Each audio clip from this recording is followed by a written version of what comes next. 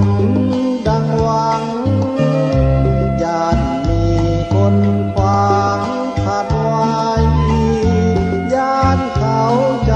อ่อนเอ็นไหวญาติคลายหักกับพื้นหูแล้วใจเจ้ายังพักหูแล้วว่าหักยังซื่นญาติความกันแกล้งคนอื่นญาติคือน้ำตาจนได้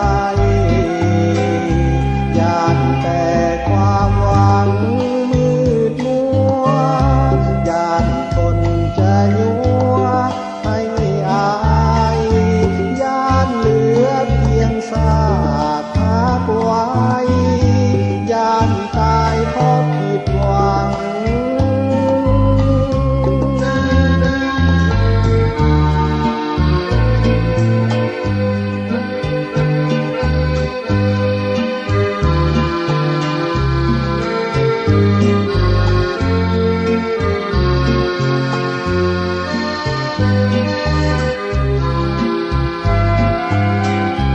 ญาติแต่ความพัก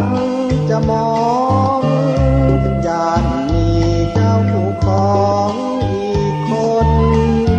ญาติมีความเศร้าบ่พ้นญาติคนเขาแน่นนายญาติพักบ่สมดังหวัง